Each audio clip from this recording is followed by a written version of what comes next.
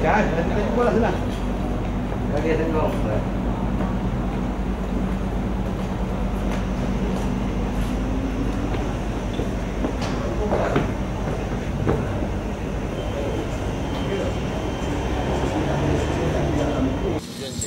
Ialah untuk menghantar memorandum mengenai pelantikan senator orang asli lah. Kerana kita lihat ada kelemahan dari segi tata cara dan pelantikan berkenaan lah. Jadi kita menghantar memorandum mencadangkan untuk memperbaiki tata cara pelantikan wakil senator orang asli itu. Dan juga kita nak melihat senator orang asli itu biarlah wakil sebenar orang asli, bukan daripada mana-mana wakil parti politik.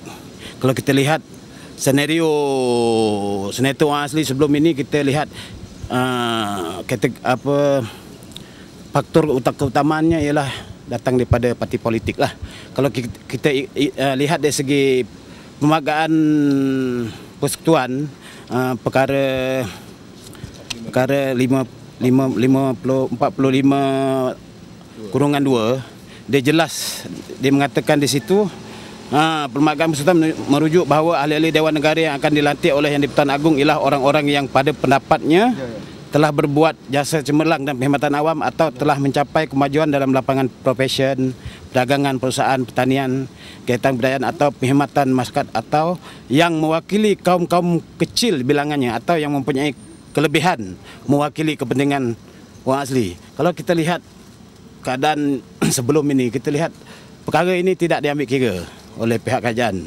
Jadi kita merayulah supaya melihat benda ni. Dan kalau kita lihat, kita beranggapan pelantikan senator yang walaupun dia kata mewakili orang asli, tapi kita tidak mengambil kira dia sebagai wakil orang asli lah. Kerana kita lihat dia tidak pernah memberi perkhidmatan kepada orang asli lah. Memandangkan keadaan sekarang dah 50 tahun negara merdeka, orang asli masih lagi satu wakil. Jadi kita memohon, merayu dan mencadangkan buat tambahan wakil lah, mengikut 3 suku kaum besar orang asli, itu Negrito, Senoi, Semak apalah. Jadi kita minta itu untuk mewakili lah. Maknanya kita mohon tambahan seat senator tu sekiranya dapat ditunaikan lah. Dan juga kita memohon disegerakan pelantikan wakil sebenar senator orang asli mengikut pasal pemagaan tadi lah. Kerana kita lihat yang lantik sekarang, bagi kita bukan wakil orang asli, dia mewakili parti politik.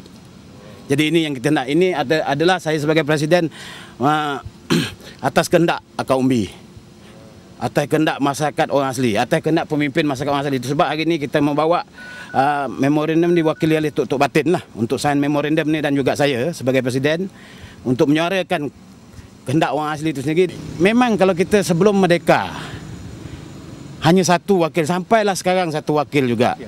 Sedangkan orang asli dah bertambah, dan satu Malaysia whole. Cuma yang tak ada Penang dengan Perlis saja.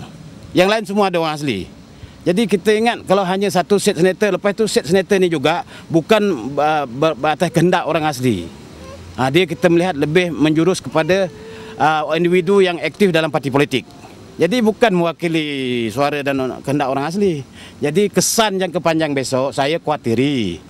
Pertamanya, orang asli dah mula kurang keyakinan kepada kerajaan. Keduanya, macam mana nak menyampaikan hasrat dan kehendak kerajaan kepada golongan sasaran. Ini yang paling penting kena lihatlah. Jadi bukan maknanya kita bantah, tapi kita harus melihat keadaan ini. Kalau sekiranya kita nak menengok hasrat kerajaan itu satu Malaysia, ini yang paling penting bagi saya lah. Jadi kita terpulang, kita dah hantar memo ini, terpulanglah kepada kebijaksanaan yang amat berhormat Perdana Menteri kita untuk menilai benda ni. Bukan tak buat kerja, maknanya sebelum ini kita tak pernah melihat latar belakang beliau untuk terlibat dalam kerja-kerja kemasyarakatan. Macam mana apabila dia mewakili orang asli, macam mana? Ini yang kita kena lihat, tanggungjawab sosial. Tak ada. Jadi macam mana ramai di kalangan Akak Umbi tidak kenal beliau. Jadi kita tidak petikaikan beliau menjadi, itu hak dia dan rezeki dia lah. Tapi kita beranggap pelantikan berkenaan bukan mewakili golongan orang asli lah. Dia mewakili satu-satu parti politik lah, itu saja.